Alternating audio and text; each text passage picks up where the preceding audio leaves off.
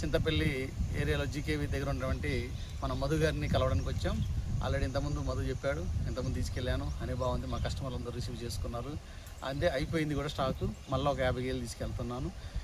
అయితే ఇక్కడ హనీ కోసం నేను చింతూరు నుంచి 150 కిలోమీటర్లు ట్రావెల్ చేసి రావడానికి కారణం ఏంటంటే ఆర్గానిక్ అని చాలామంది పట్టణాల్లో ఆర్గానిక్ అని చెప్పేసి హనీ అమ్మేస్తున్నారు. కానీ పట్టణాల్లో ఆర్గానిక్ బతికి లేదండి.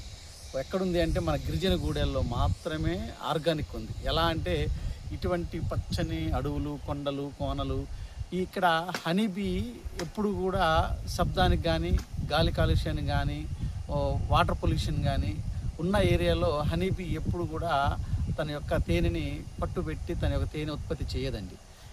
ఎక్కడ చేస్తుందంటే ఇటువంటి గిరిజన కొండల్లో, కోనల్లో మాత్రమే ఆర్గానిక్ హనీ అనేది లభిస్తుంది. ఇక్కడ ఎటువంటి మోసం ఉండదు. ఎందుకు అంటే మేము కూడా మా కమ్యూనిటీ ప్రజలతో, మా కమ్యూనిటీ సభ్యులతో, అదేవిధంగా మా కుటుంబ సభ్యులతో మేము హనీ సేకరిస్తాం.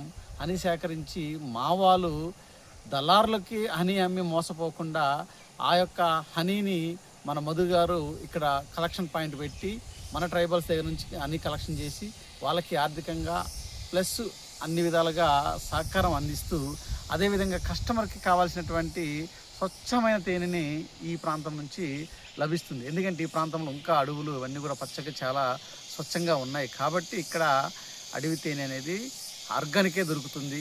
మిగతా ఏరియాల్లో పట్టణాల్లో దొరికేది ఆర్గానిక్ కాదు. మా గ్రామాల్లో దొరికేది ఆర్గానిక్. కాబట్టి మీరు మా ఏరియాలో ఉన్నటువంటి తేనెకి ఎంతైనా ధర చెల్లించి మీరు తీసుకొని మాకు ఎంకరేజ్ చేస్తారని కోరుకుంటున్నాను.